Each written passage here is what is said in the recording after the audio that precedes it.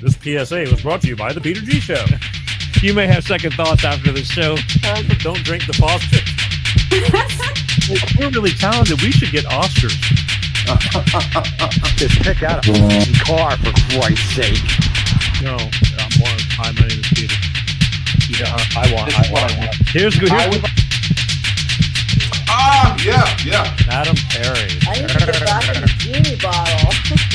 Louis from Pennsylvania, you're on. He likes it.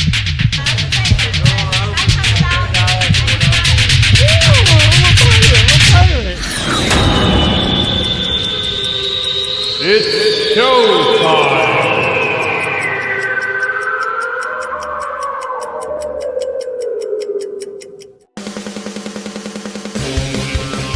Peter G Show, Peter G Show, divorced dad, single dad, divorced dad, single dad, Peter G Show.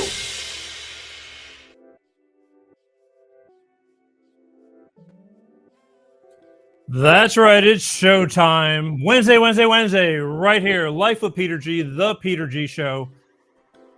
I want to thank everybody for tuning in, and for those who will be tuning in, watching in the near future, watching on demand, and watching definitely live. You are appreciated. How the hell is everybody? As always, I hope everybody's doing really well. Let's go over to start with the comments. Hey, Dan, they're already starting in. Way to go, Molly. She's not even on the show yet, and it's way to go, Molly. Hey, Pete. Hey, Paul, my IT department. Sorry, it's going to be one of those days because it's, I'll tell you in a minute. I'll tell you in a minute. Anyway, I hope everybody's doing well. We do have a great show tonight, and that's why I think everybody's all hyped up or getting ready to be hyped up and going to be hyped up. Tonight, from Northwest Florida, part of the country, one of my favorite parts of the whole wide world, and I've been around the world in a lot of places, but this place is still closest to my heart. From Northwest Florida, the Gulf Coast of Florida, tonight, I'm going to have investigative journalist, author, and podcaster host of Gulf Coast Confidential, Miss Mollye Barrows, on this show tonight. So pop the popcorn, get you a glass of wine, hurry up and use the restroom, and buckle up because I got questions. And we're like homies and we don't even know it. She has people that know my people, and someday we'll do lunch. But it's going to be a great show tonight. She is pro. She's got stories. And I'm going to be asking her tonight. So you're not going to want to miss that coming up in a few minutes. But I want to talk about just a quick couple of things. If that's okay. Over here in Southern California, I don't know if any of you heard, but last weekend we had a hurricane threat and tropical storm. That's right. Here in Southern California, hurricane. For those of you Floridians and Southerners, they didn't know nothing about a hurricane party, number one. And it was wannabes. Waffle House. We don't even have a Waffle House, so you can't even ask Waffle House how bad the hurricane is going to be. Inside joke for those who know, you know. But we had a tropical storm, and this place doesn't get a lot of rain, so it was great. But thank God, as the hurricane came further up the Pacific Ocean from Mexico and all that, the water started cooling down. And then as it came inland around San Diego, we got some good heavy rain, which was great. Bad for some people, a lot of washouts in the area, in the mountains, and people who suffered from fires and stuff over the past couple of years. There's some, look, you're going to get a little bit of this and a little bit of that. It's going to happen. But all in all, I had people that were concerned. They go, how you doing over there? It's like, I'm good. Still here. But to top that stuff all off, around 2 p.m. on Sunday, while the rain is coming down, good solid rain. It was great. It washed everything clean. We don't get water to start cleaning up stuff. We had an earthquake. And I'm telling you, I hate earthquakes. I'll take a hurricane over an earthquake any day, although you can't explain that to people who lived only in earthquakes and don't understand hurricanes. But then we had an earthquake about 45, 50 miles away from me, and it was a quick shake. It only lasted, for me, about 7 to 10 seconds. But it definitely got my attention. I'm like a cat. Hair standing up on my arms. Don't like them because you don't know what's going to happen. You don't know if it's going to take a minute. You don't know if more are going to come back. You don't know how bad it's going to be. Now, in some parts of Southern California where that earthquake was a little bit closer, they showed pictures of drugstores and everything, and things fell down, and it did some damage. It's just amazing how the earth can move, and you're in a big building or a house or whatever, your apartment, and the building makes just these creaking noises, and it's moving. You're moving.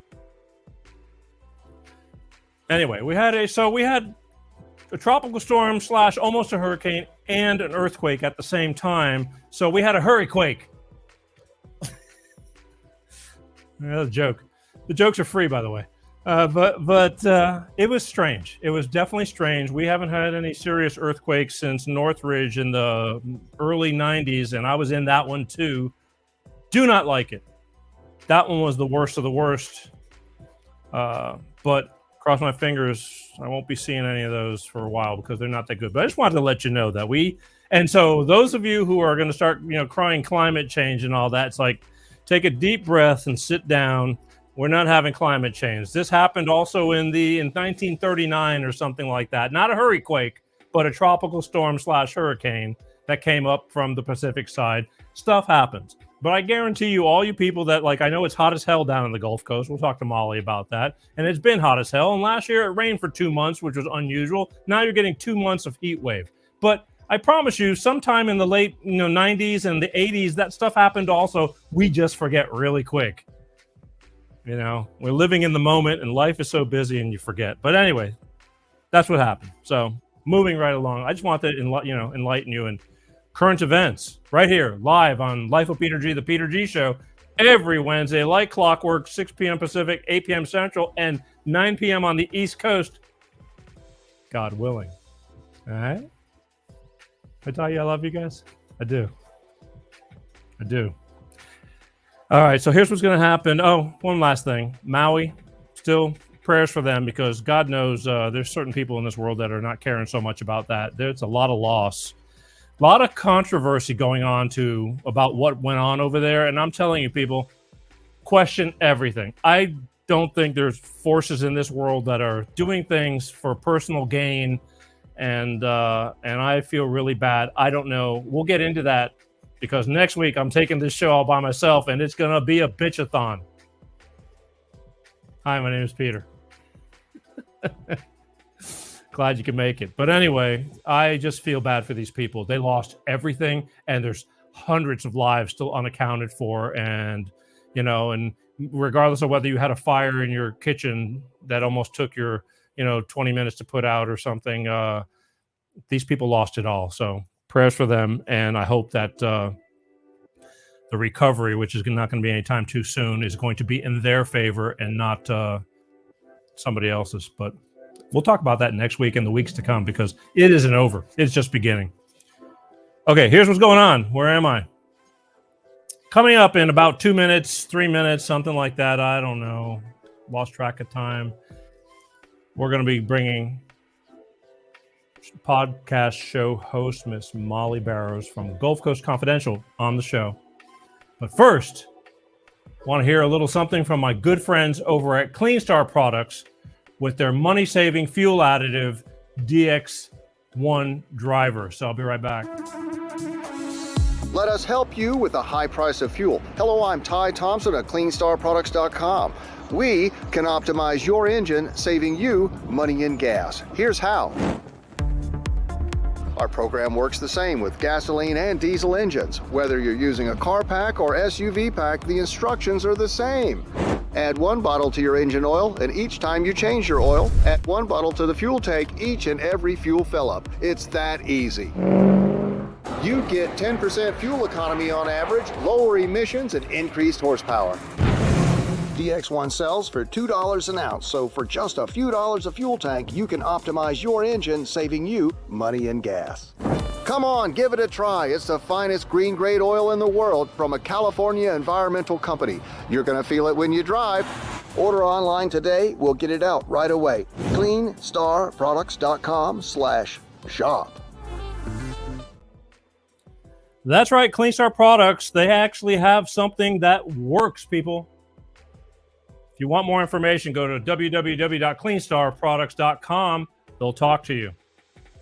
It makes sense to save money. And most importantly, they actually know what I do and they still sponsor me. So please let them know you saw it on the Peter G Show, all right? Because I don't want them to think I'm slacking off or nothing like that. But please do it. Next. All right. As promised, in just about a minute or so, because I'm going to give you a little preview of what Mollye Barrows is all about, and then we're going to bring her on in the flesh. So I hope everybody's settled in and ready to rock because, like I said, I got questions. But here, check out this little something we got, and then we're going to bring her on, and we're going to put the screws to her. We're going to get that information we need. All right? All right. Hi, I'm Mollye Barrows, and I've been reporting on some of the saltier stories that surface in Northwest Florida for more than 20 years now. Welcome to my investigative series, Gulf Coast Confidential. This story is literally a chapter out of a book I'm writing about a gruesome murder case where a 17-year-old boy killed his mother. In researching this case, I found some investigative reports that revealed to me some very concerning behavior when it comes to the safety of children in public schools. This story also gives some important background on the murder of a popular middle school science teacher by her own son. Here's Confessions in the Fieldhouse.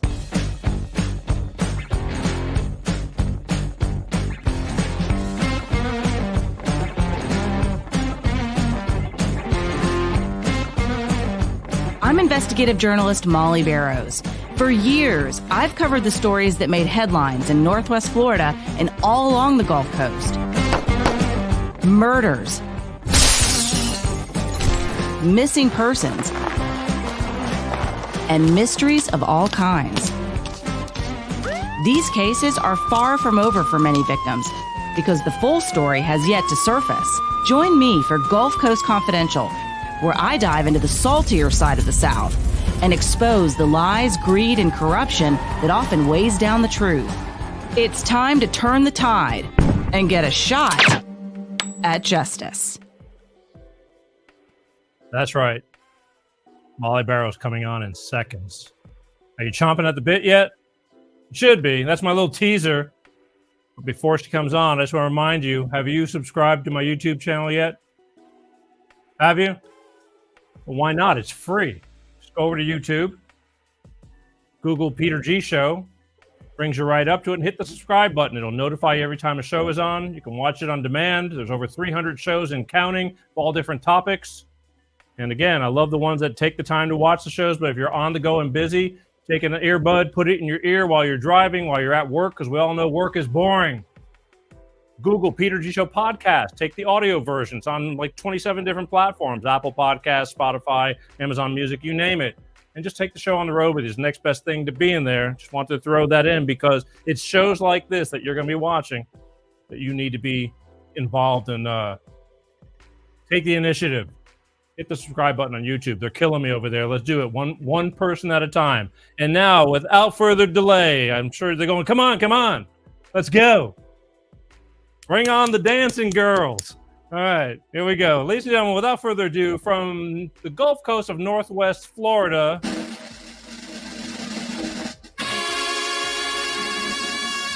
it's Mollye Barrows. Ta-da. How are you? That was the best introduction I think I've ever had, Peter. That was amazing. Thank you. Really? Well, thank you. It's not hard to do because you had an introduction worthy of. So I put that little bit of a teaser or a little promo to give everybody who doesn't know you, but about what you do and what you're doing, But you're pretty popular over there in Northwest Florida in that area because people that I've talked to know all about you. Why don't you just take a second and introduce yourself and tell everybody who you are and what you've been doing and all that fun stuff. Sure. Yeah, I've been living here on the Northwest Florida coast for so many years now, and I think that's why people know me. They basically watched me grow up. My parents lived in Fort Walton Beach, which is like an hour to the east. I'm from Jacksonville, Florida. I'm Florida all day long, good, bad, ugly, or otherwise, and I love it. And I love reporting here. Came up as a journalist in Pensacola, working for the local ABC affiliate. So that's how most people know me, is when I was a reporter and anchor for the local ABC affiliate. And I did mostly courts and crime reporting, but I covered hurricanes, like you talked about earlier, and those are always exciting. And I've done all kinds of national stuff, especially local stuff. But I tell you, I've ended up doing a lot of national coverage of local stories. That's why I ended up doing this podcast, because there's just so many crazy stories that happen right here on the Gulf Coast, and it just has its own unique salty flavor. I mean, crime is everywhere, and we get a lot of the same crimes that other people do, but you know, it's just got that southern flair of weirdness. It's the Florida man stories. It's the Florida woman stories, which can be even weirder than the Florida man stories.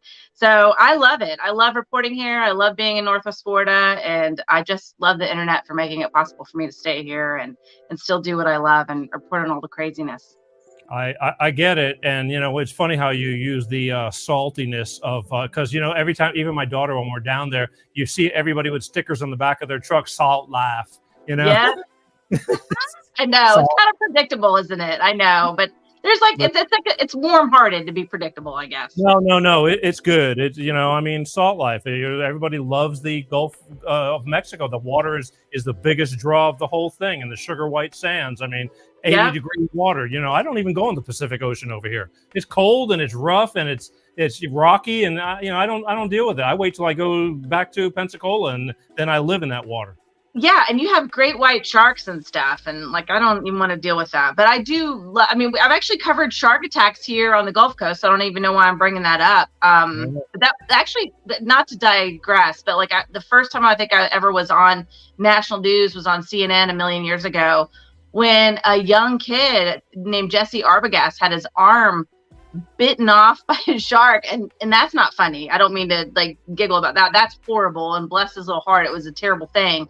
But the part that is just so Northwest Florida is that they ended up, you know, the shark was caught in like a little pool close to the shore. It had gotten caught between a sandbar and the shore. And so the rumor was that the boy was there with his uncle, and the uncle had been shark fishing. I don't know if that's true or not, but at any rate, the shark had bitten this kid's arm off and gotten a chunk out of his leg. And the shark was still there. And when authorities arrived, and it was still alive, and they wanted to get the boy's arm out of the shark, so they shot the shark. And then they used this police baton to pry its jaws open, and they got the arm out. So they life flighted Jesse Arbogast, and then they transported by ambulance his arm.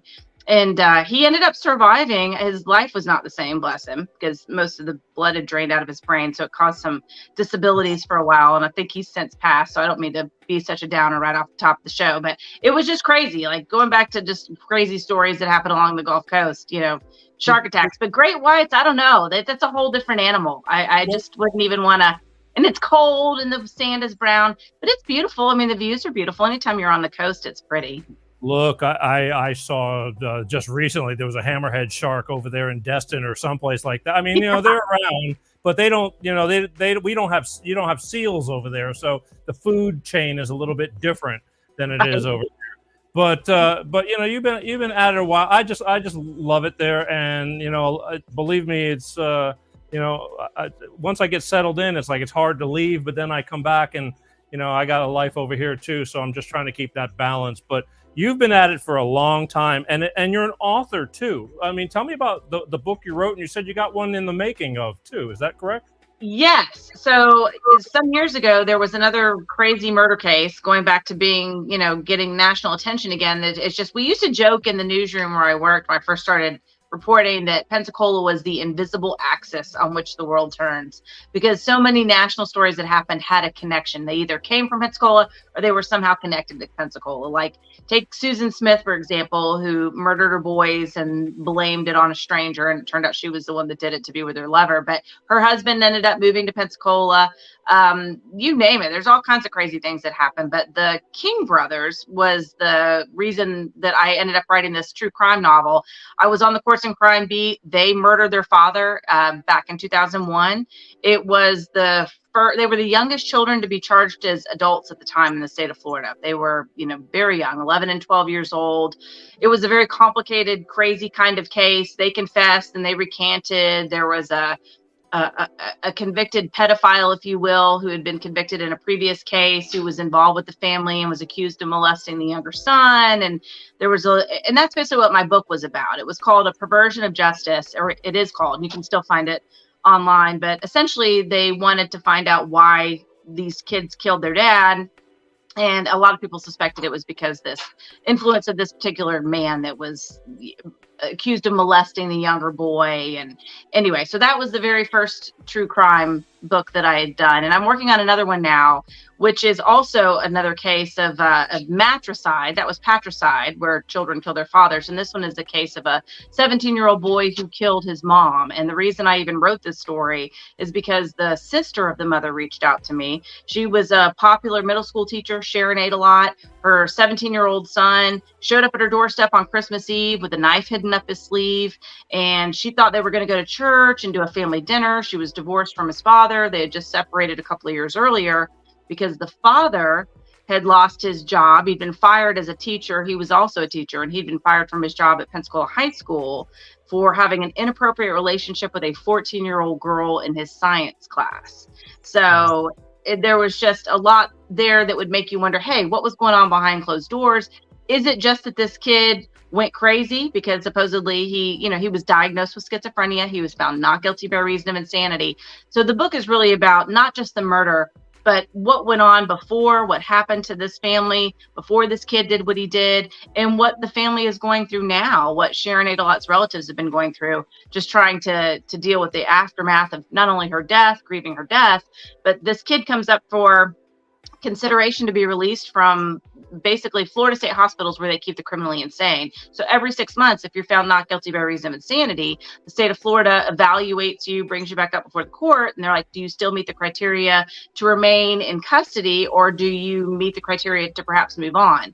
So it's just a fascinating situation because, I certainly advocate for people with mental health issues. I mean, I think we all suffer in different ways from issues that affect our mental health.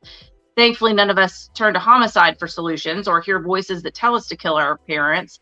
But in this case, this is what this kid claimed that he did. And the state of Florida is moving towards allowing him to go into perhaps a group home, basically transition out of Florida State Hospital. And it's gotten me on a path where I've been following other cases of children killing their parents. And tragically, we've had several right here in Northwest Florida. I've been following 3 cases, and one of another man who was a vet, if you will. He was in training. He had a head injury, caused his behavior to change. He was discharged, and he ended up killing his mother on Mother's Day a few years after Brandon Adelot killed his mother, Sharon Adelot, on Christmas Eve. So it's just a strange, horrific case. But I think, like a lot of people, I'm fascinated by the strange and the horrific because you want to know why. Like, why did they do what they did? And is there anything we can learn from it? So that's really the impetus for why I write these stories. I get it. But, being able to not be all the time in Florida through the years, even all the radio stations, like morning shows, they would have these bits called, what happened in Florida. Because a lot of strange news comes out of Florida. And yeah. Honestly, I attribute that because of all the migration. You got people from the East Coast. Everybody comes down to Florida at some point or, moves down there. So it's not like true Floridians. It's just a smorgasbord of a lot of different people from a lot of different places doing a lot of crazy stuff. And Florida just gets the blunt, the bad, name from just like crazy stuff. I mean, from the, crackhead stupid to the horrendous, stuff that you're talking about right now.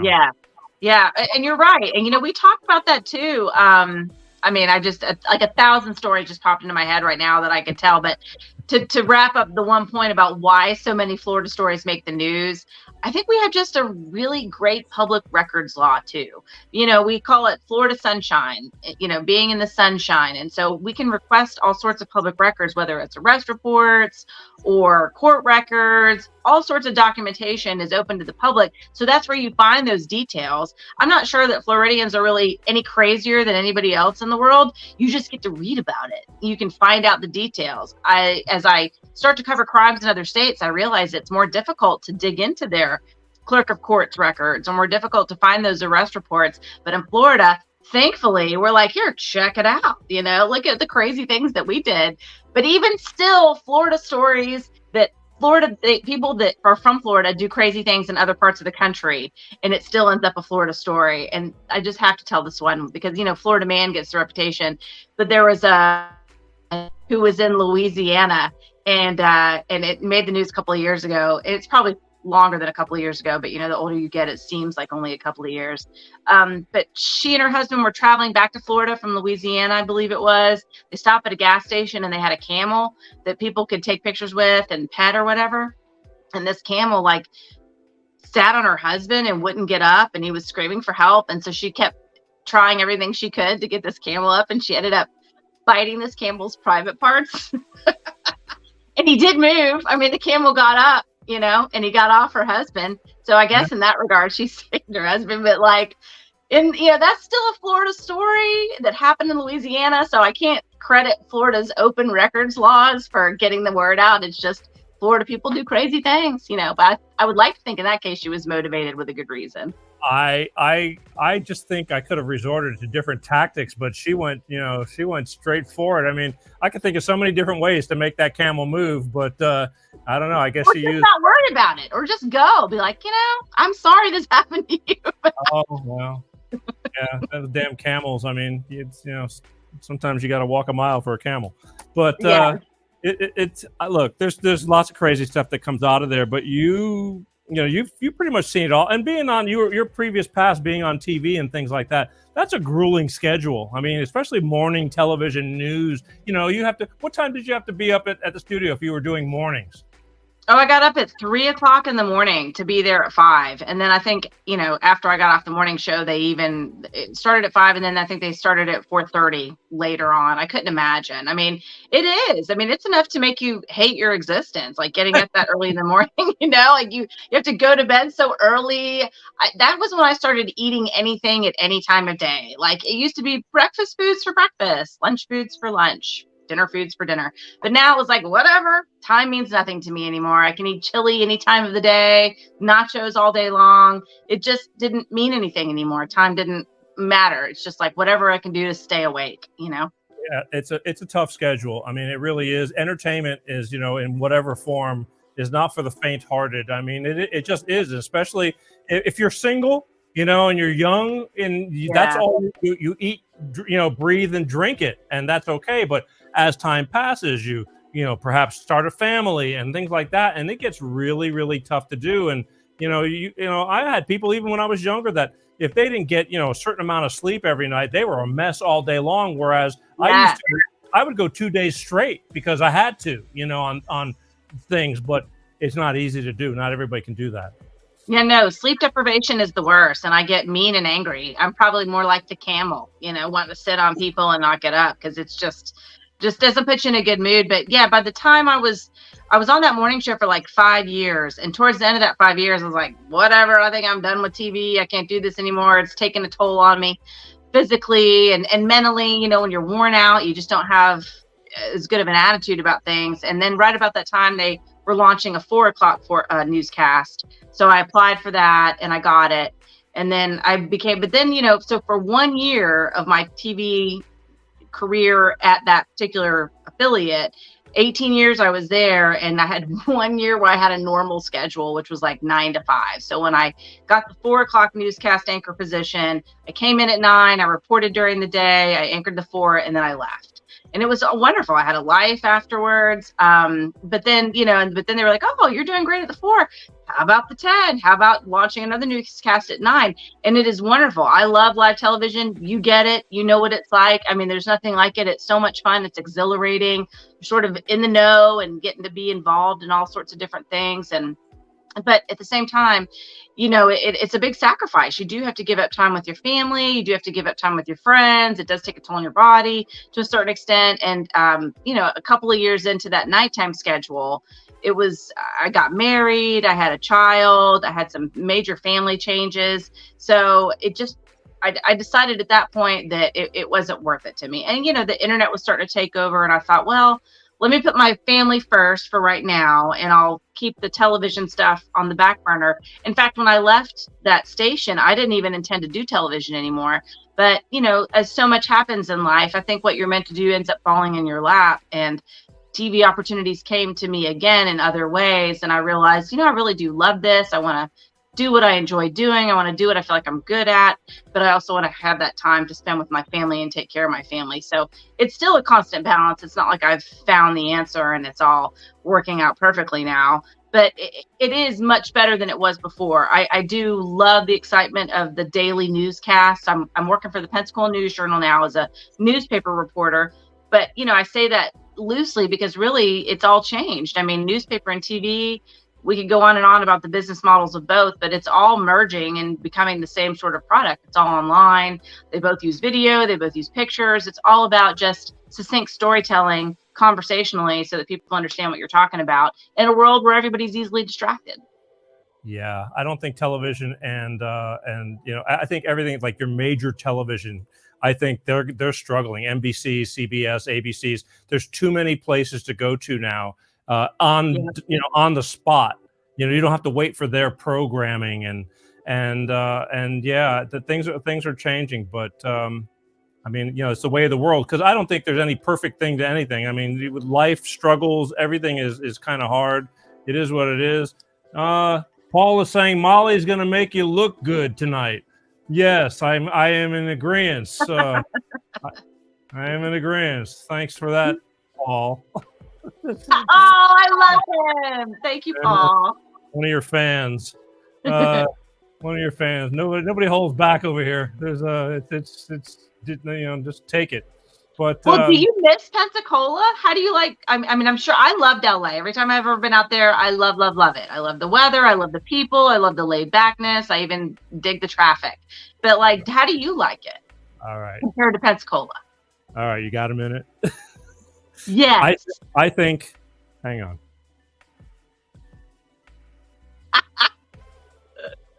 Woo, smooth. Okay.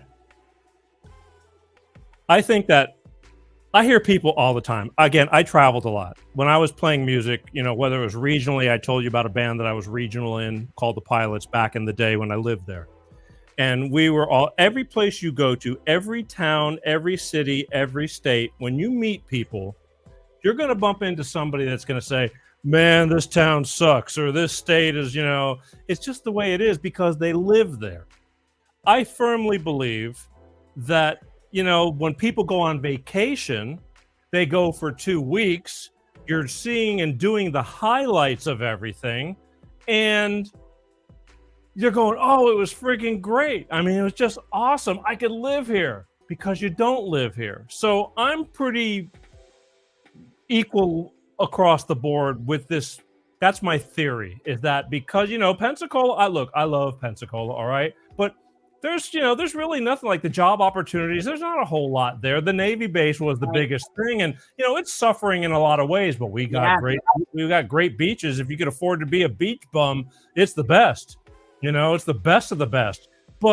And I love being there because I have a million friends, I do. So I split it up now. Things are just kind of that way. But over here in California, yes, I do believe that we have, you nailed the part about great weather. You nailed that on the head. We have amazing weather. That's why you pay so much to be here. But there's a lot of crap that's, once you get settled in, I mean, I moved kind of farther away from LA, North Hollywood, Hollywoods and all that now, because all my friends, when I first got here, the more money you made, you kind of got a little bit outskirtsy.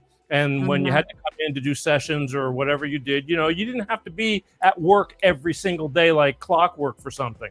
So it's just different. But I don't have the clips loaded because the next few weeks I'll be talking about things like Hollywood. And if you see what Sunset Boulevard, like once you get off of the main couple of blocks where, the Hollywood and Vine, where the Dolby Theater is, once you get away and from those couple of places, the Walk of Fame, the stars, you're seeing people sleeping on the streets, and it is insane. And I got videos, I just don't have them loaded up right now, but that's my 2 minutes of how do I think about Pensacola. And I think anywhere you live, you got to make the best of it, or it's up to you to decide whether you want to be, make it good or bad. And if it's bad, then move. It's that simple. But I do love Pensacola, and even with the downside of things, like again, there's a lot of stupid crime that goes on there, but it's a lot of good stuff too. So I tend to lean towards the good stuff, and I'm vigilant everywhere I go. I don't care where you live. So. No, you're absolutely right. And we deal with homelessness here as well. But I have been following some of the homelessness issues in California just because I've been covering a lot of homelessness here in Pensacola.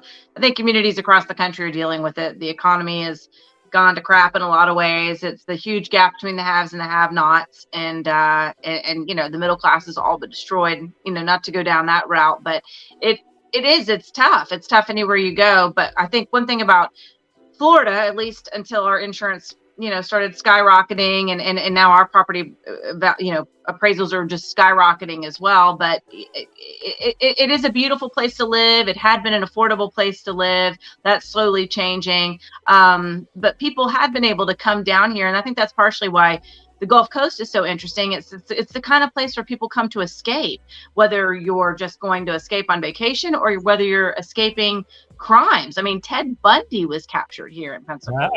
That's right. I forgot that when you were talking about names, Ted Bundy. I mean, even Jimi Hendrix was going to go down to Pensacola because he shot his old lady. I didn't know that. That's right. That's hilarious. Yeah, that's right.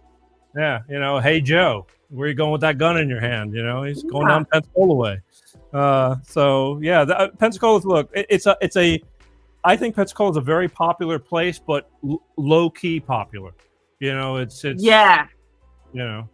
a good description, because it's a little bit of like the redneck Riviera. Panama City gets that reputation, and but then you've got Destin in between Panama City and Pensacola, which is really blown up. I mean, I went to high school over there in that area. I was from Jacksonville. We moved to Bermuda for a few years because my dad worked for the Navy. And so we ended up in the Panhandle when we left Bermuda. And so I graduated from Okaloosa County, Niceville High School, and grew up just waiting tables around Destin, partying with people from Destin. And it was not the posh place that it is now. I mean, gosh, Britney Spears, I think Sheryl Crow, all sorts of celebrities have places there, and it's gorgeous. I mean, we talked about the Sugar White Sands and the Emerald Coast waters. I mean, it doesn't get any prettier. You're not going to find a prettier beach anywhere in the world than Northwest Florida, but there's a huge gap, like I said before, between the haves and the have-nots. I mean, they would have to ship people in just to clean the condos, and then you get into the human trafficking stories and all kinds of weird stuff that happens because of that. So anytime there's a lot of money, whatever city you're in, and people who want it and people who don't have it, there's going to be crime. I love Destin, but it's gotten so congested, and there's you can't maneuver because that island, the strip getting from like Fort Walton to it's only so wide. The roads can't handle the people. And correct. I used to love Crab Island and things like that, but now it's turned into a fiasco, a circus over there. It really has. The coolest thing about Crab Island now is, like you talked about, the hammerhead shark video that showed up, but I remember going to Crab Island. I remember hanging out there, and I thought, well, this is nice. This is awful. This is not a very classy thing to say, but like, I just remember standing there and be like, gosh, I don't even have to get out of the water to go to the bathroom. You know what I mean? Like, it's just that kind of a place. You could just hang out and enjoy this beautiful spot and drink a beer or whatever and hang out in the water for as long as you want. But now it's just so crowded. And when I was growing up there wasn't much at all. There was like a Green Knight liquor store, where this is enormous Green Knight. And then there was like a restaurant called Fuddruckers that was further down. And those were like the only two places. And now it's just like you talked about, all built up. It's like when I grew up in Jacksonville, we would go down to Daytona Beach, and Daytona Beach was like the big place to go for spring break way back in the day. Dating myself, but like that's what Destin reminds me of now, is like that, just wall to wall condos.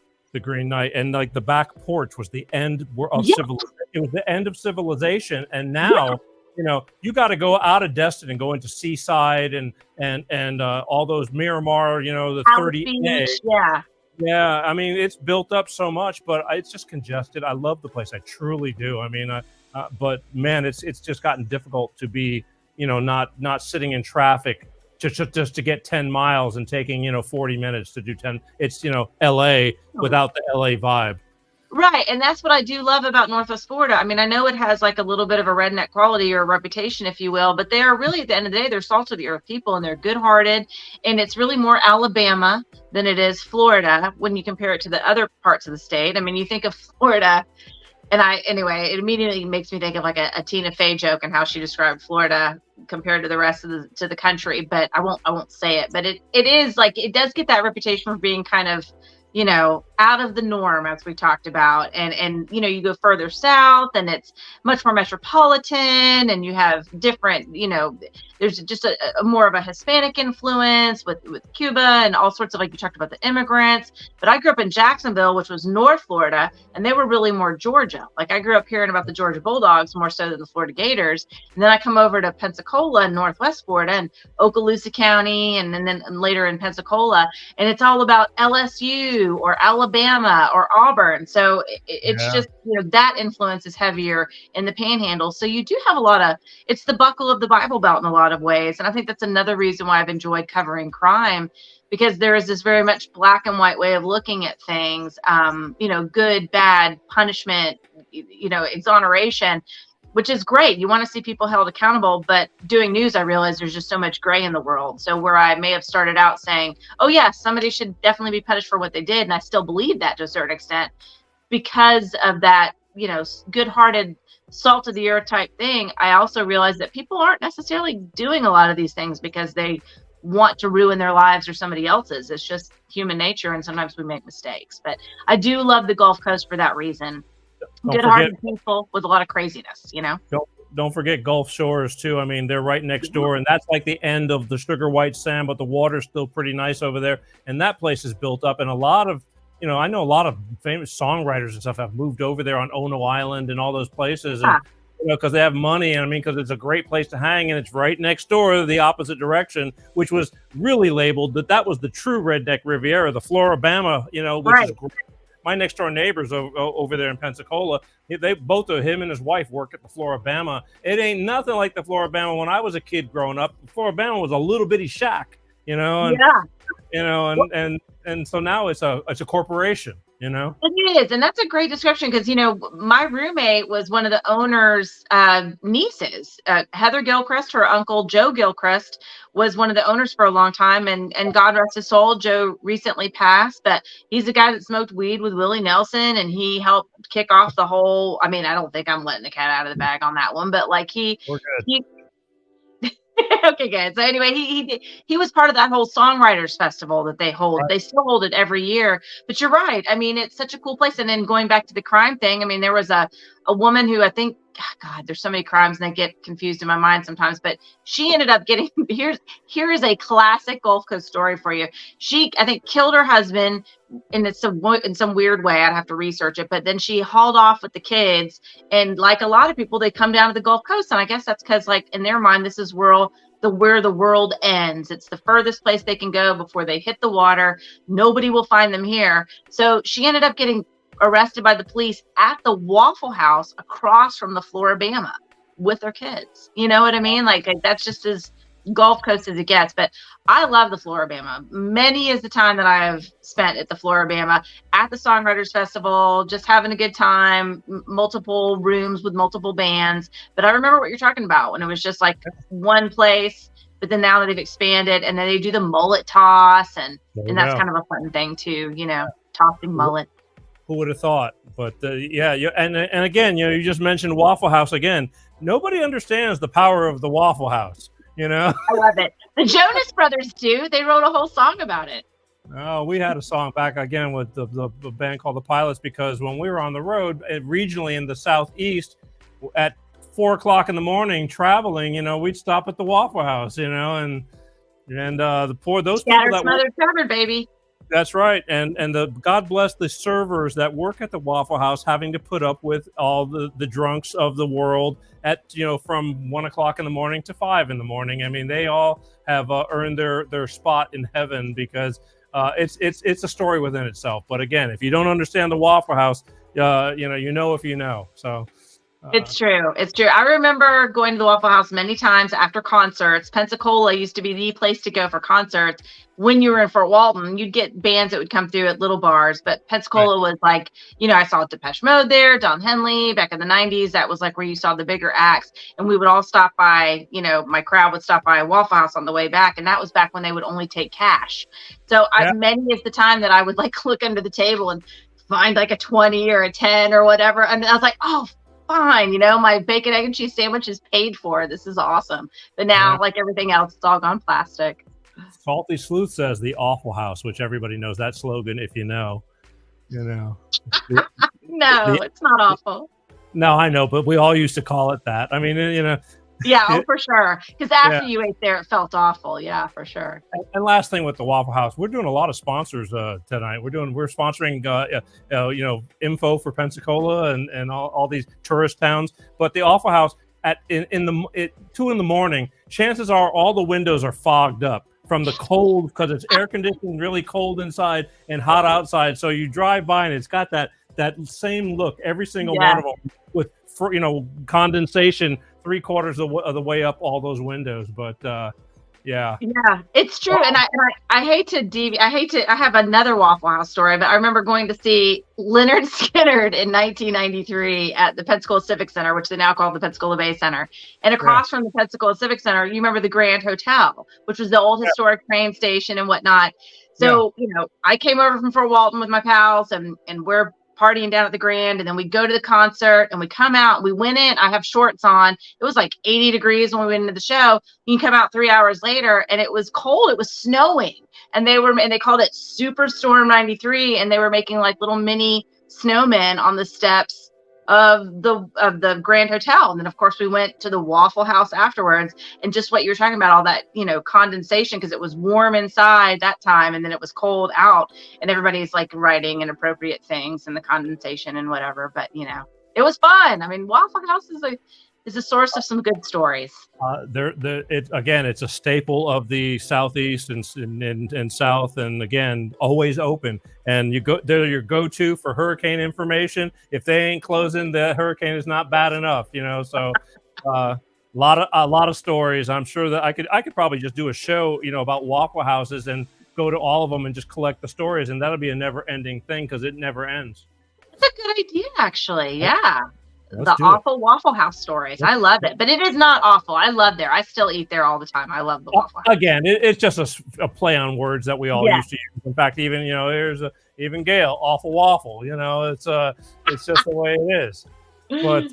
But yeah, again, if you grew up in that anywhere in the region, you'll know a Waffle House, and so there's always something to be said about that. But again, that's part of growing up in that area. I mean, at 2 o'clock in the morning, either that or the old, it wasn't White Castle. It was, what was those little square hamburgers that you ate when you were super drunk at the end of the night?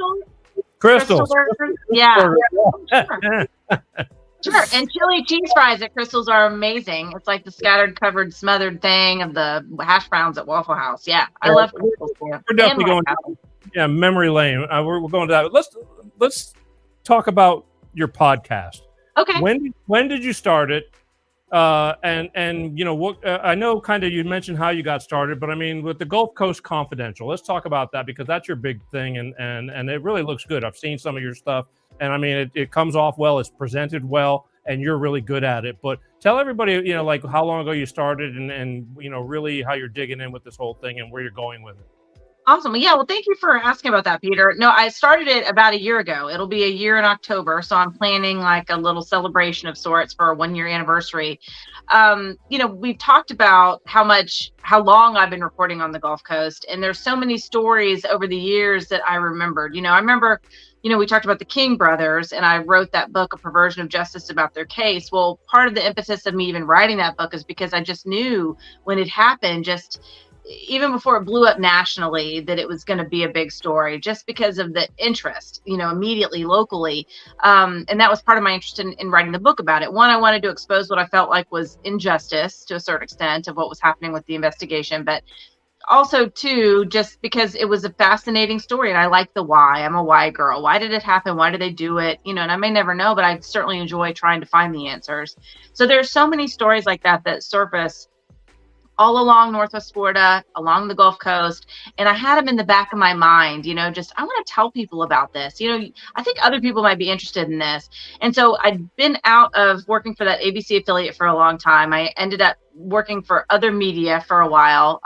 Even, I hate to even say this because I know people freak out, but like I worked for RT America, which is, a newscast that was funded and produced by Russian, but it was for an American English-speaking audience. And, whatever you may think of the politics, and I certainly don't support that war, and I don't think anybody does, or if they do, that's a shame. But at any rate, I've never been too far from television. And then that ended, obviously, when they went to war for the Ukraine. I no longer worked for them. And they shut down that broadcast. But I had all these stories in my mind that I wanted to tell. I needed a creative outlet because first and foremost, really, with all my TV experience, I'm a writer. Writing is my first love. I love storytelling. I've been writing since I was in grade school. And so I didn't really even have a plan when I went to college. I was just like, I'm going to go to college and I'm going to get a degree. And so I waited tables at a barbecue restaurant in Fort Walton Beach and lived with my parents to put myself through school back when you could do that and not be, decades in debt when you graduated. And then, fortunately, I was blessed enough to get hired on at the ABC affiliate in Pensacola, like pretty much right out of college or soon after. So I just had this plethora of stories of things that interested me, and I thought they would be interesting to other people who maybe weren't familiar with this neck of the woods, weren't familiar with some of the crazy crimes that I had seen and covered. And I thought that I had kind of an idea of maybe what, if it was interesting to me, I thought maybe it'll be interesting to other people. So I started playing with the idea of the Gulf Coast Confidential as a way to start sharing some of these stories. And I had also been working on that Adelot case for a long time. The case of Brandon Adelot, the 17-year-old who killed his mother, Sharon Adelot. It was just brutal, Peter. It was a terrible, terrible crime. He all but decapitated her on Christmas Eve in the doorway of her own home. He embedded 2 knives in her eye. They had to use orthopedic surgical tools to remove it. So I don't dig into these stories for the gruesomeness of it. It's more, again, I'm the why person. Why? That's just a terrible thing to do, especially to someone that you love, But then there's all kinds of crazy Gulf Coast stories that thankfully are not as gruesome, but are still the kind of things that make you go, Lord, what in the world did that happen? You have the Jesse Arbogast story. My God, this shark bit this kid and he survived, and his arm was transported by ambulance and his body was taken by life flight. So there's just a lot that I wanted to share to not only, interest people, but to share what life is like here along the Gulf Coast. So a year ago, I decided to start sharing some of these stories that I'd personally experienced or that I'd personally been interested in. And it has since expanded to other stories nationally as well. I do some of my podcasts with Pam Hill, who is the sister of Sharon Adelot. She is actually Sharon Hill Adelot. And she approached me several years ago about writing the story about her sister. So I'm still working on that book. We're working on that together. But in the meantime, I thought, the podcast will be a way to get bits and pieces of her story out, as well as tell some of these other stories that I've picked up and learned about and thought were worth telling along the way. So Gulf Coast Confidential is really my personal diary in a lot of ways of what I find interesting about the Gulf Coast, what I cherish about the Gulf Coast, what I think needs to be exposed about the Gulf Coast. And by doing so, I don't think the Gulf Coast is unique. I think the crimes that happen here, the good, the bad, and the ugly, it's happening in other cities and other communities. And these same issues resonate with people, not just the interest in the macabre, but the interest in justice. And what can we learn from this? How do you avoid having these terrible things happen to you? Nobody can predict that their son's going to get schizophrenia and kill their mom on Christmas Eve. but there were domestic violence issues in that family before that event even happened. So what can we learn from some of these cases is really another big motivator for me doing this podcast. Oh, your show comes off well. Again, and they're up on YouTube, right? Yes. Gulf Coast Confidential is my YouTube channel. All right. So people should go and subscribe over there and to my show, please. Yes. But I've seen it. And I mean, and there's lots of people that do shows. Number one, I think a lot of people are just hooked on true crime. I mean, my daughter would tell me that her and her mother were up, watching whatever, there's like true crime channels, so people love seeing that. It's like that morbid curiosity, I mean, as to the why. And again, it is why, because it's like, how do you do something like that? That's beyond at least anything I could fathom, or stomach or whatever. It is a big why, but your podcast, number one, when you told me that you had a podcast, or I was told you have a podcast, I thought it was a audio only podcast, but yours is visual. They get to see you talking about it and with whoever you may have with you, and you have it also on audio as well, correct? Yes. So you can find it wherever you listen to your favorite podcast. It's on most streaming platforms and also, of course, on YouTube. But I work with a great production team. I'm very lucky to have them, and I'm appreciative of the work that they put into it. And it's, like I said, I'm just getting geared up to celebrate my first year anniversary, and there's a lot more stories planned. Some of those that are coming up are just crazy things, like almost Wild West type things that happened back in the 80s and 90s. But there was a plane exploded in a fiery ball, like a little Cessna, over Pensacola back in 1989. And on board was an executive for Gulf Power, which was our local power company. And he was on his way to Atlanta because this company was under investigation by the IRS for basically funneling campaign contributions to candidates through vendors like public relations agencies, advertising agencies, to influence their vote, of course, to impact, their business. So this guy explodes in the air, and then the sheriff's office and another agency received this call right after the plane explodes going, well, the executive's name was Jay Corden, and the phone call, the person says, you won't have to worry about Jay Corden anymore. That's been taken care of. So there's just these crazy, and that's not even the only hit that's happened in Pensacola. I mean, there's been other stories that have come about where just rivalries and attempted murders, attempted hits on political rivals or business rivals. And so I don't think that the nature of a lot of these crimes has changed over the decades. I think people maybe have just gotten smarter about how they commit their crimes. But I just think it's so interesting, especially revisiting some of these past crimes in an era where there wasn't social media, where there wasn't the internet, and what people thought they could get away with. Nowadays, if you try to blow somebody up, they can look at your search history and be like, oh, well, you searched how to blow up a plane, how to make a bomb, but back then they were just flying by the seat of their pants. And there was no the investigators never determined that there actually was a bomb on board, but they said there was a fire. They couldn't determine the source, and it ended up bringing the plane down. But it's just those sorts of stories. That's what's in the future. I'm still working on some of those to produce here later, to put those out. But there's no shortage of stories here along the Gulf Coast, old or new. And again, they all relate to so many stories, I think, regionally as well as nationwide, because crime impacts people the same way. Nobody's unique in their motives.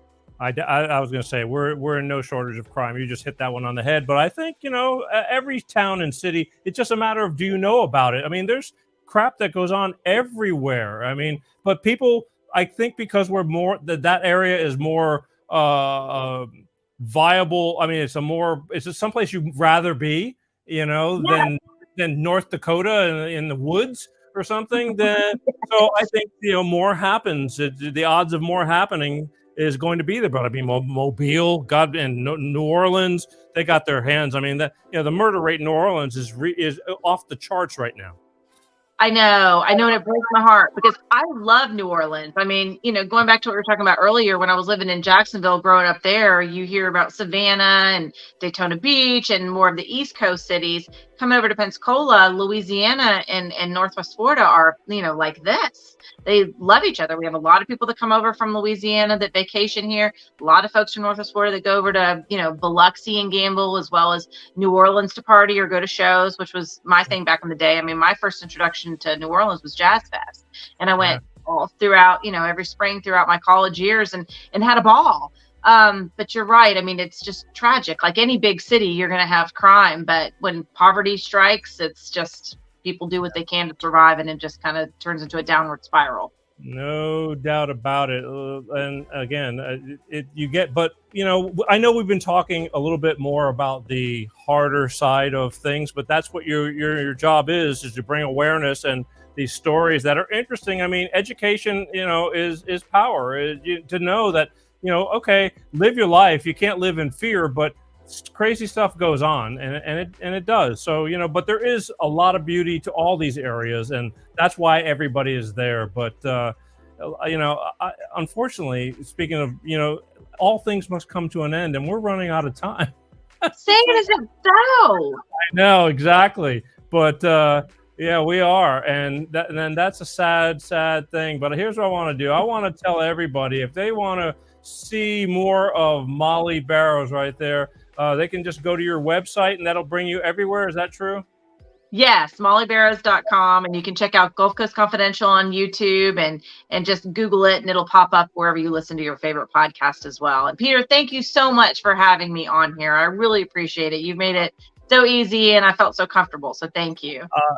Again, I if it had not been, again, I may be I'm there a lot, but I don't keep up with everything that goes on there. And I'm really surprised, again, maybe because there's a little bit of a gap between us, but that I don't know you, because I feel like I know everybody and their sister in that area from growing up playing in bars and bands and, and knowing that, but especially since you were part of the news media down there. But I guess we must have, I must have been off that day or something. Didn't get to meet you, but I will.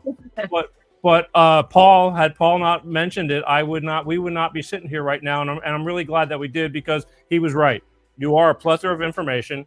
You are a pro. You're good at what you do. And again, I urge everybody to go over to the YouTube and check out her Gulf Coast Confidential, because it's very well put together. It is no different than looking at, the 48 Hours or any other television show. The look, the vibe. Come on. Thank you. The look. Your guy. What was his name? James. Your production guy. James Roy. Well, he's got the right idea. I mean, the feel, the look. You know what I mean? It's soft. It's pro. It's not just. I just, when I was looking at it, I'm going, well, I'm not like looking at you talking through a computer doing a cheesy local commercial or something like that. You know what I mean? So yeah, no, thank you. I appreciate that. Yeah, I want people to enjoy it and not be distracted by, poor production or poor, just, poor storytelling, if you will. So I do enjoy it. And a big shout out to Paul Giro too for, introducing us and setting it up. And next time you come to Pensacola, we're going to have a bushwhacker and tell some stories with Paul. And maybe we'll recap. Maybe we'll even see Ray Wiley Hubbard. That was the last time I saw Paul. Yeah, big shout out to Paul. Believe me when I tell you, Paul's my main man over there. He takes care of a lot of things for me, and I thank God for. I mean, he's been around me in my life, and we've been around each other since I was visiting there, because I had cousins that lived in the same neighborhood when I was in 6th grade, and I had met him. And then we moved there. We moved there several years later, and in that same neighborhood. And Paul's been a neighborhood friend that I have pictures like. He's kind of always been in and out of my life, and believe me, especially these past years since both my parents are gone and all that. He oversees a lot of things. So big shout out to Paul and a big for getting you on the show. But even Ed says, "Great show. Mollye is the face of Pensacola." So I got the face of Pensacola right here. That's undeniable, Ed's an author too, by the way. He's an investigator who wrote a story about As the Crow Flies. He busted a guy who was a drug dealer. So it was great. Smuggler. Again, there's a lot of history and a lot of really valuable things that come through Pensacola and the people there. And that's why I used to see musician friends of mine, they're going, screw this place, I'm moving away. And, 6 months later, they come back with their tail between their legs. I never really came back that way, but I love that place. I will always love that place. And whenever, hopefully a long period from now, when I finally am not able to be on this earth anymore, I will be buried in that place, because again, I call it home, even though I was not born there. It is home for me since I was 15 years old. So, again, it's a beautiful place to call home for sure. And we can't wait to have you back anytime you're ready. Well, I'm in and out, but I kind of keep it on the down low because everybody starts going, oh man, you're in town and you didn't call me, It's like, I understand. You just want to chill. Yeah, it's too much. To be popular and in demand is exhausting. I'm not popular or in demand, but I'm very grateful because I've made a lot of friends and haven't done enough wrong to not have them as friends. I'm very blessed with all the friendships. I'd see people that were really having a hard time with their own lives, and I'd come in and my mother was getting sick and they're going, Peter, man, if your mama needs anything, you just let me know. And I'm thinking in my head, dude, you are barely breathing on but yet they would do that for me. So believe me, and I think that faith and that love for all the people that I have is truly what has made it why I love being there so much, because I haven't done many wrong, or if I did to any, it was by mistake and I apologize, but I just try to keep, life is short. Let's all just, we all just get along, it is right there. I know. Just visit the Floribama and chill.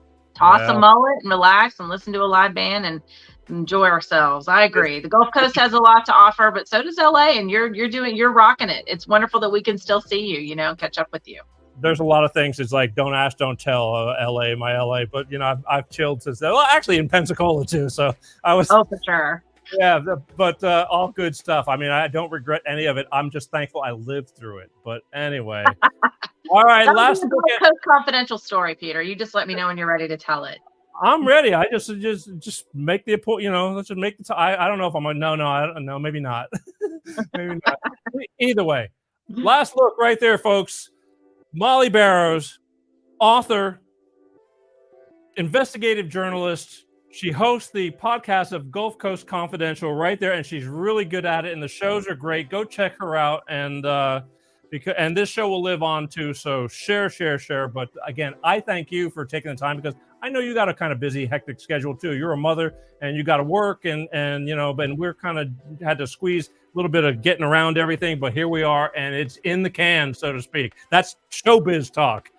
Woohoo! Well, thank you so much. I've enjoyed it so much, Peter. I appreciate it. And best of luck to you. I'm excited for all you're going to do. This is just fantastic, and I see great things. We're friends forever now, so it's all good. But wave goodbye to everybody, and I'll talk to you soon. Bye. All right. I love you. Thank you. Love you too. Bye. Bye. There we go. Well, there she was, right there. Hang on one second.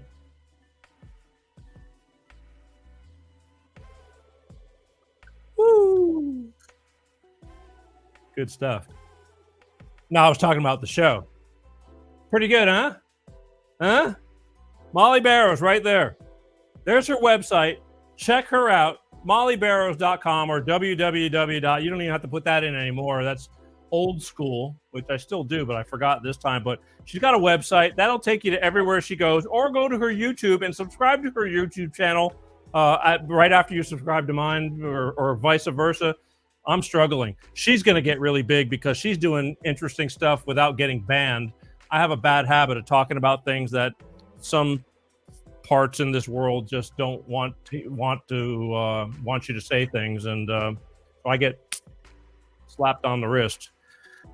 But either way, she's got a great show going on, and I think that's going to pick up some traction, and then maybe you won't be able to get to her, but right now it's in its truest form. So I strongly advise that go check her out right there at www.mollyebarrows.com. Tell her you saw her on the Peter G Show.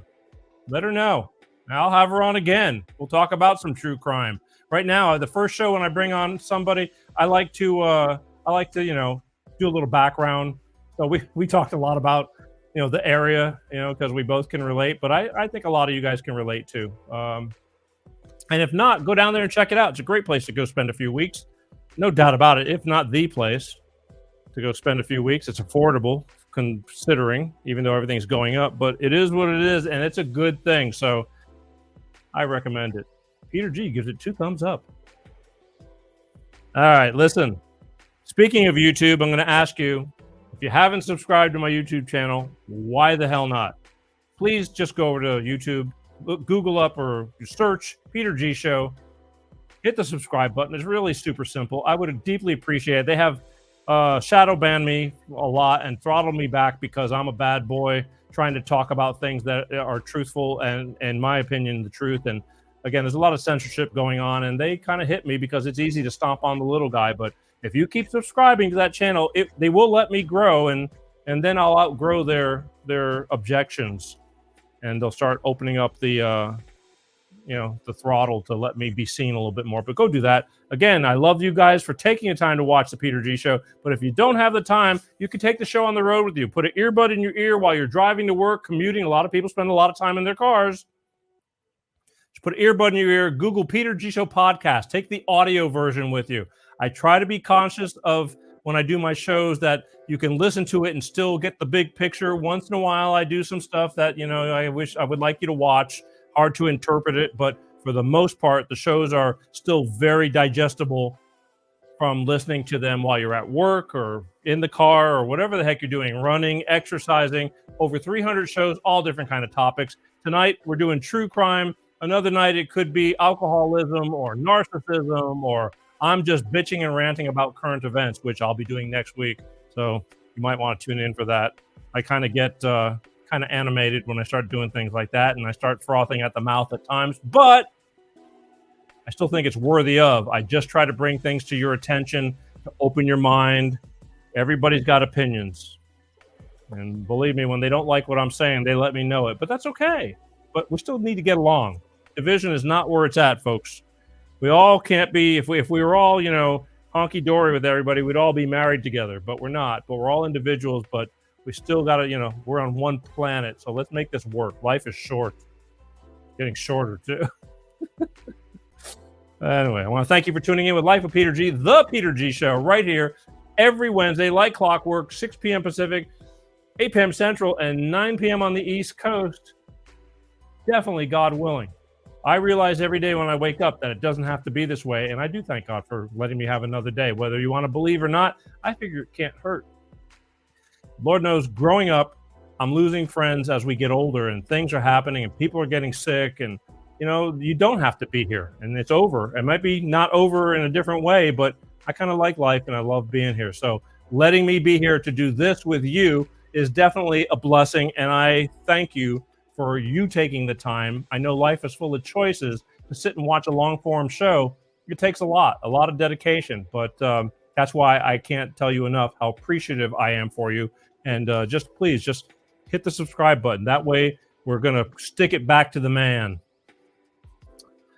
I want to see you all here every week if possible, but if you can't, all the shows are on demand. You can catch stuff at your convenience. But I love when you tune in live. I had somebody tell me that said, I said, well, you missed the show, no big deal. You can watch it whenever it's convenient. They go, no, but I like watching it live. And that's kind of cool. I appreciate that. You can comment. And another thing, if you want to make comments that can be seen, please go and subscribe and do it on YouTube, because I have 3 different Facebook pages that this show is running live on right now. And 2 out of 3, I can't see your comments until after the show, and I have to go and find them to acknowledge you.